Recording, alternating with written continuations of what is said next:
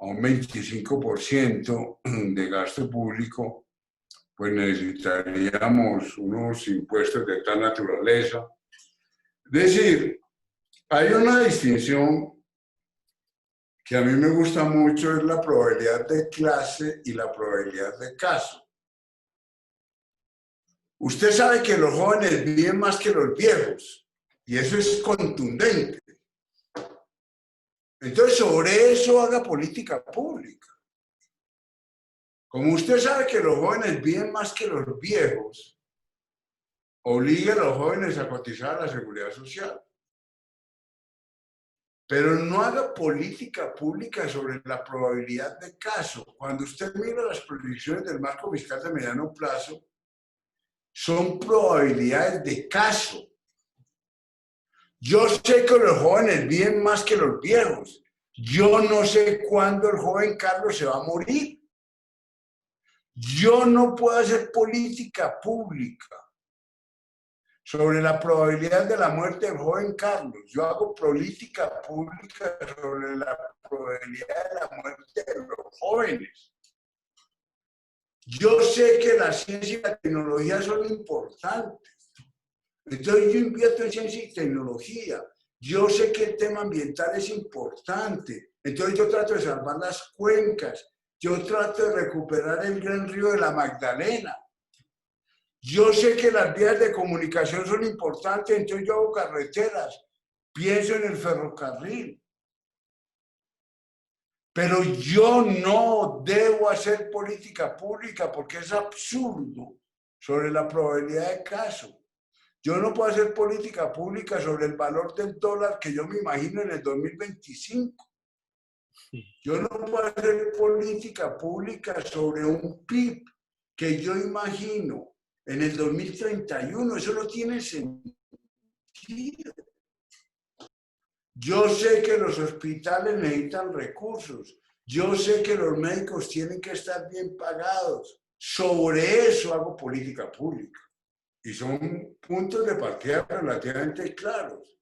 Yo sé que yo no puedo permitir un deterioro ambiental como el actual.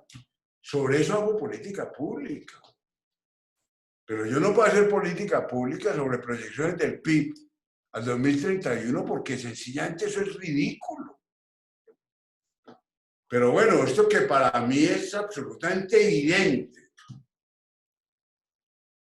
para los funcionarios del Ministerio de Hacienda, para las agencias evaluadoras de las inversiones tampoco es evidente. Porque es que usted tiene la mezcla del Ministerio de Hacienda, entidades calificadoras de riesgo, analistas económicos absolutamente temerosos y facultades de economía que no reaccionan. ¿Cómo es que las facultades de economía de este país no están opinando y reaccionando? Entonces, esa es como la percepción que yo tengo y la angustia que tengo. Usted no puede actuar sobre brujería. Usted no puede actuar sobre actos mágicos, como la B. La B es un acto de magia. En el mundo real, las cosas siempre son mucho más complicadas. Vamos al tema de deuda y gasto público, porque en el informe que pudimos ver al principio, yo creo que podríamos incluso regresar a la imagen de deuda y gasto para observar que en este caso, Jorge, entre deuda y gasto público se inclina también una versión muy particular de las condiciones que va a tener la economía en 10 años. Mira, es que... Si el gasto se mantiene en 18, que es, Sí, el es que gasto uno, se mantiene en o sea, 18. ¿cómo es que van a bajar el gasto? O sea, Sí, bueno, la comisión de gasto dice, mire, un gasto del 18% no es posible. América Latina está en 25%. Y bueno, vuelvo a decir, Francia está en 55, 60. 60 está Europa del Norte. Entonces, y fíjense en lo rojo, fíjense, esa gráfica es muy interesante, Fernando, porque el componente de deuda es altísimo. Altísimo, O sea, sí. si usted quita el componente de deuda, Sí. que es la parte roja, pues entonces estamos con un gasto, yo diría, ridículo. Mm, Si usted suma el verde claro, que es 14, y el azul oscuro, que es inversión, eh, pues usted tiene un gasto de 16% del PIB. Intereses de la deuda son 2.3. Súmole a eso lo que usted tiene que dar para costos de capital. Entonces, casi el 20% del presupuesto que estamos gastando en pago de deuda de intereses. Es que solamente intereses de la deuda. Miren, en el 2031, intereses de la deuda en el 2031 estamos en 2.3 del PIB. mm, mm. Entonces, cuando usted le quita deuda, y aquí en esta gráfica no está el pago, en esta gráfica no está el pago de capital. Entonces, ¿qué es lo que pasa? Pues que tenemos un Estado absolutamente pequeño. Entonces, cuando usted mira otra vez la situación de pobreza, de cobertura en salud, de educación, los datos de la OCDE, a mí me gusta mucho, Fernando y colegas, que Colombia haya entrado a la OCDE, porque nos ponen todas las comparaciones internacionales. Mm, mm.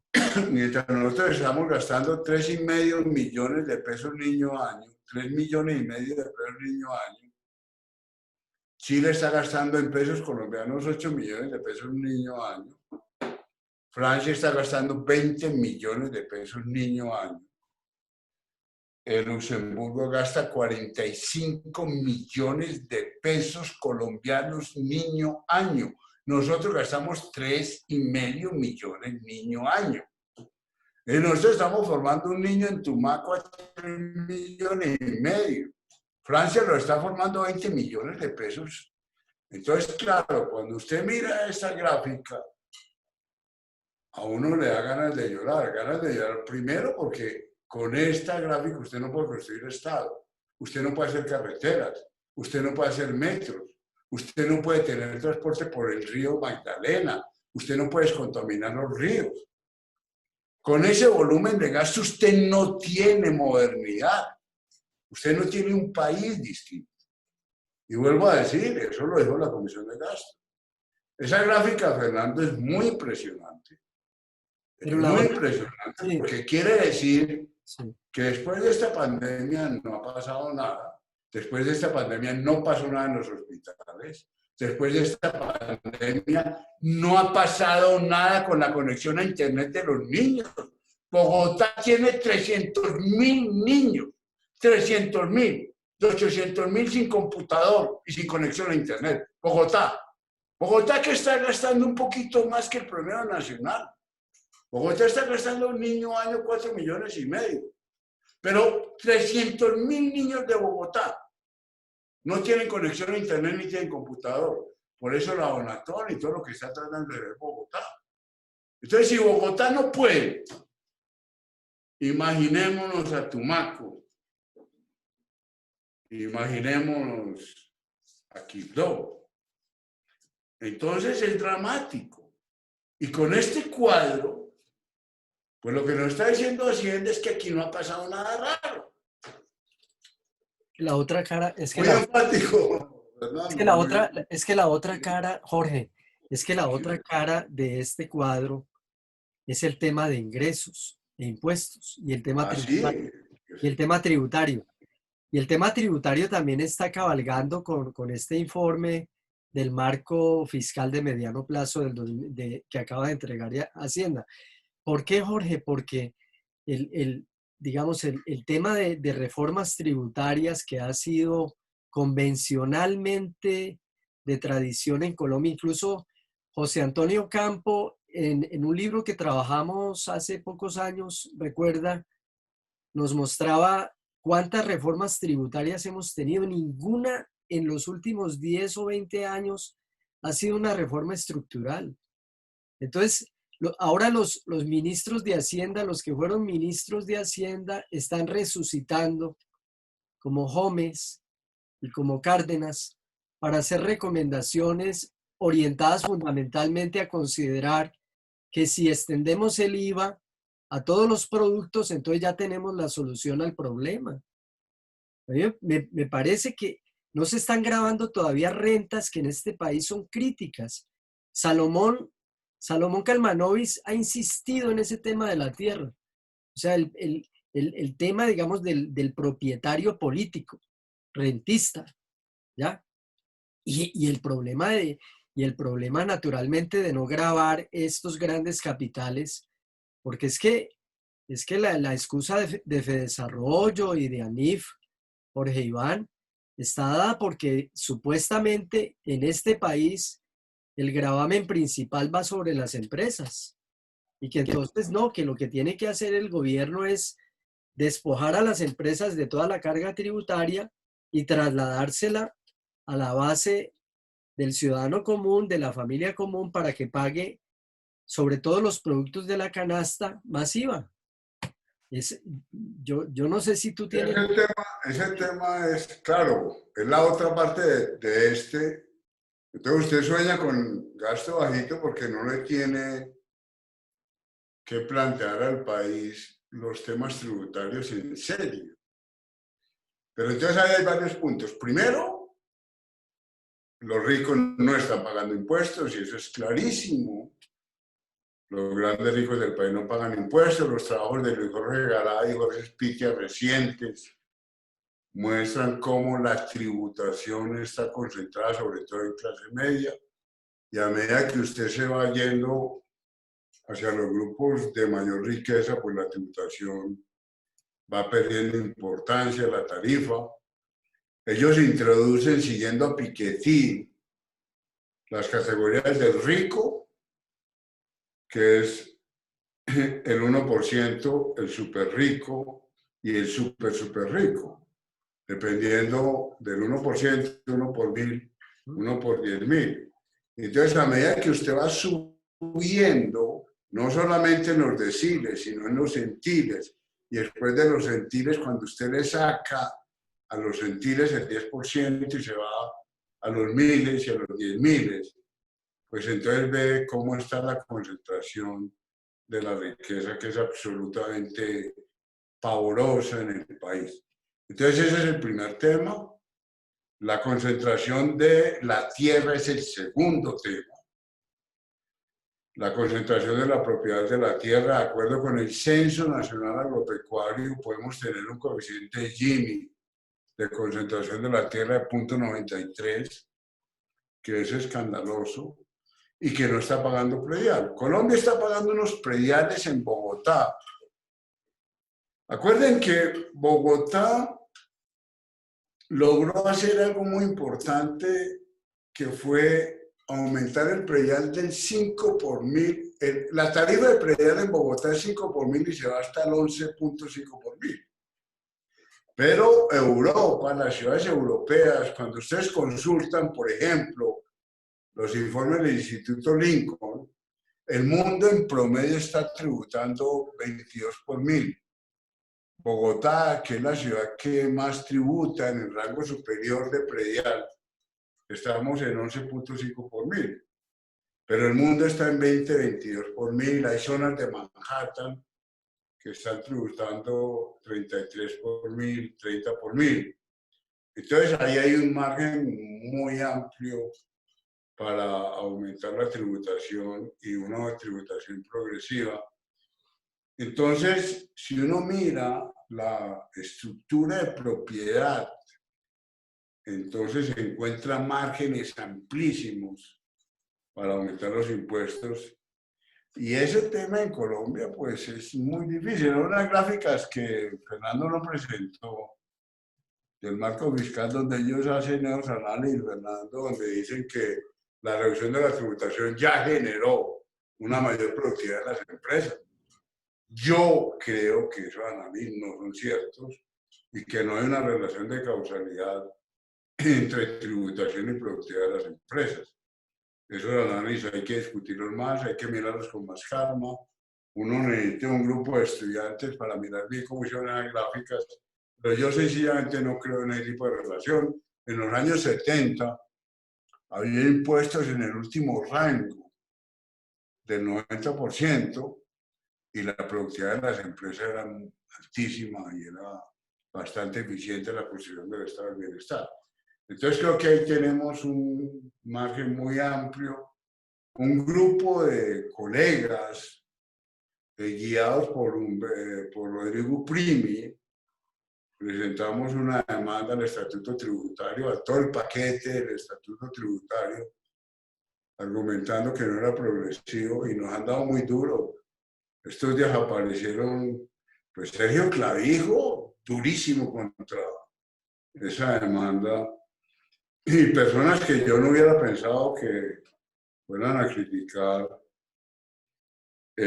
También han criticado la demanda con el argumento más técnico de que usted no puede demandar a Juan Camilo Restrepo, por ejemplo, todo el estatuto tributario. Pero bueno, creo que ese es un tema, Fernando, central. Colombia tiene que aumentar la tributación de manera progresiva. Y los prediales, es que los prediales en promedio en el país están nominalmente en los consejos en el 8 por 1000, 9 por 1000, pero en la práctica los prediales efectivos son del 2, 3 por 1000. Yo decía en un texto, Colombia debería tener 5 Ginis de concentración que deberían ser públicos.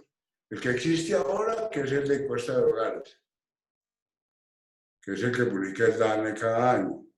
Segundo, un Gini que debería publicar la Bolsa de Colombia sobre concentración accionaria. La Bolsa de Colombia debería sacar ese Gini cada año. Tercer Gini, la DIAN, el trabajo que hicieron Spitia y Garay lo debería hacer la DIAN, un Gini de concentración de la riqueza. El cuarto Gini es un Gini inmobiliario que deberían publicar las grandes ciudades. Y el quinto Gini es el Gini de concentración de las tierras del IGAC. Entonces, con los 5 Ginis, uno tendría un panorama mucho más amplio de la distribución en Colombia, distribución de la tierra, distribución de la propiedad inmobiliaria. En Bogotá se ha concentrado mucho la propiedad inmobiliaria, distribución de las acciones, que está súper concentrada, y distribución de la riqueza. Además, pues, de los Ginis de ingresos laborales, que son los Ginis de encuestas de hogares. Pero es que en encuestas de hogares, la persona más rica de las encuestas de hogares es un hogar de 12 millones de pesos. Es decir, un hogar de un par de profesores universitarios ya está en el decil 10, porque es una encuesta muy sesgada. como rota arriba. Pero eso es un problema no de Colombia. El Piketty es un problema del mundo. Las encuestas de hogares no te cogen a los ricos. Sí. La DIAN coge a muchos ricos. Ahora, Sí. si los ricos tienen plata, como tenía Carrasquilla en los Panama Papers, pues tampoco los cogen. Es que el primer error de Colombia es nombrar a un ministro de Hacienda que escondía plata en Panamá. Pues, pero es que, bueno, eso es absurdo. Entonces, claro, el tema tributario es central en toda esta discusión.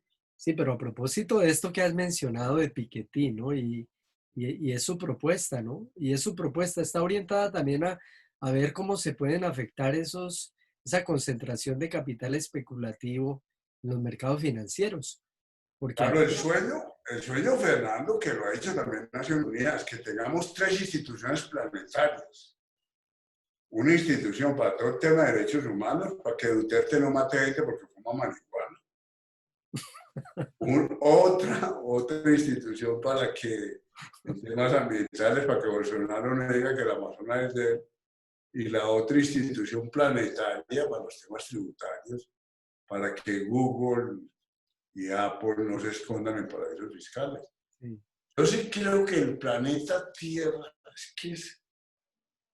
el planeta Tierra debería avanzar hacia algo de ese estilo, ¿no? Pero bueno. Ya finalizando, Jorge, tú hablabas un poco también y creo que hemos estado de acuerdo con con esta falacia del equilibrio, ¿no? Con la ilusión del crecimiento sostenido en el año siguiente, en los 2 siguientes años, ¿no? Si es como el sueño de sendas óptimas, digamos, en economía, pues todas las condiciones de estado estacionario, es un sueño. El estado estacionario siempre ha sido como un gran sueño, y el gran sueño samuelsoniano. Usted entra al lago 1 litro de agua y sale del lago 1 litro de agua al mismo tiempo. Entonces eso le crea la sensación de estado estacionario. Un crecimiento continuo del 3%. Entre los economistas sigue habiendo el sueño del equilibrio en condiciones de dinámica. Ahora, el equilibrio en condiciones de dinámica es un equilibrio de estado estacionario. O sea, uno no puede negar que hay dinámica a una piscina que yo le meto 5 litros de agua por segundo y le saco 5 litros de agua por segundo. Pues esa piscina está en condiciones de dinámica. Es decir, nadie puede decir que el agua está quieta, porque el agua se está moviendo, pero se está moviendo en condiciones de estado estacionario. Y aquí también es muy importante la escuela austríaca, Fernando. La escuela austríaca siempre dijo, mire, lo importante no es el estado estacionario, lo importante es el ciclo. A mí me pueden decir que la población de Colombia crece al 1.2% anual. Eso es la condición de estado estacionario.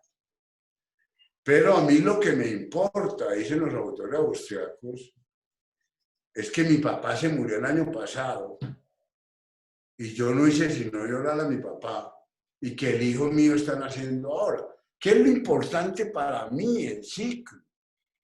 El ciclo es que yo cada vez soy más canoso, es decir, que la posibilidad de la vida es que yo me vaya muriendo. Eso es el ciclo. Que mi papá se haya muerto y que mis hijos hayan nacido. Entonces, para la escuela austriaca, lo importante no es que las empresas crezcan al 2%, lo importante es por qué unas empresas se quiebran y por qué otras no. Entonces yo creo que es volver a recuperar a estos autores que, como decía Solo, que está citado ahí, pues Solo decía, esto no son parpadeos. La crisis del 87, decía Solo, modificó todas las estructuras de la economía. Y yo creo que esta pandemia está modificando todas las estructuras de la economía y todas las estructuras de la producción. Entonces no es una desviación para volver a la senda de equilibrio. Es mucho más complicado que eso. Bueno, Jorge, bueno, hemos considerado ya, creo que un buen análisis y nos ha dado mucho gusto, pues, poder tener esta tarde contigo, este diálogo tan realmente contestatario. Al menos necesitamos análisis que al margen de esta sabiduría convencional del Ministerio de Hacienda, pues nos muestren esa otra cara crítica de la macro del país, ¿no es cierto? Sí, sobre todo invitar a los jóvenes, no sé, a las facultades. Es que lo que uno piensa es que esto no es tan difícil, digamos. Y eso es un poco lo que dice Taleb. O sea, ¿por qué esto que es, digamos, relativamente evidente, por qué no lo asimilamos? Y cómo caemos en contrafactuales que son muy difíciles. Cuando Trump decía estos días, si no fuera por mí, en Estados Unidos no tendríamos 132.000 muertos, sino que tendríamos mucho más. O sea, coloca la discusión en un punto muy complicado. Porque como usted no tiene otro contrafactual, o sea, usted le puede proponer otro contrafactual a Trump y decirle, mire, por culpa suya tenemos 132.000 muertos y tal vez en Estados Unidos hubieran sido 20.000. Pero cuando él le dice a usted, gracias a mí, y a las políticas que hemos decidido, el número de muertos es 131.000 y no es 2 millones o no es 1 millón, pues entonces usted queda en una situación muy complicada. Entonces, ¿cómo manejamos los contrafactuales? ¿Cómo manejamos los escenarios futuros? Los manejamos con escenarios lineales. Fernando hacía comentarios sobre la ciencia. ¿Qué es lo que le pasa a cualquier gobernante, a Claudia López, a Duque? Usted tiene dos epidemiólogos al lado, los dos muy serios, pero el uno es apocalíptico y el otro no. El uno le hace unos modelos suponiendo que la gente no respeta las cuarentenas, que la gente se acerca mucho más al otro, y entonces le pinta un panorama apocalíptico. El otro, que confía más en algunos criterios, le presenta un panorama menos dramático. Los dos son científicos. Fíjense los modelos que hizo la Universidad de los Andes sobre avance de la pandemia, los modelos que está haciendo Diego Otero, pues son modelos que tienen supuestos muy complicados. Si la gente se distancia o no, si el número de personas con contagio respetan unas cuarentenas. Entonces son modelos que finalmente al gobernante le crean un problema porque usted no sabe si aceptar el modelo epidemiológico del científico apocalíptico o el modelo del científico no apocalíptico, más optimista. Entonces el tema de política pública es muy azaroso. Yo digo, la ventaja que nosotros tenemos los que estamos en esta reunión, frente a Claudia López, frente a Duque, frente a cualquier gobernante, es que opinamos y no nos toca ese trabajo tan angustioso de decidir, Sí, porque es muy difícil. sí, sí, sí. Pero entonces, como no sabemos, pues por lo menos no seamos tan prepotentes y actuemos con más humildad. Sí, sí, sí. Jorge, Estos días, el artículo de Andrés Ladrón de Guevara ahí en Razón Pública, los epidemiólogos se diferencian de los economistas, en que el epidemiólogo también sabe que esos son supuestos, pero los epidemiólogos son humildes y los economistas seguimos siendo prepotentes.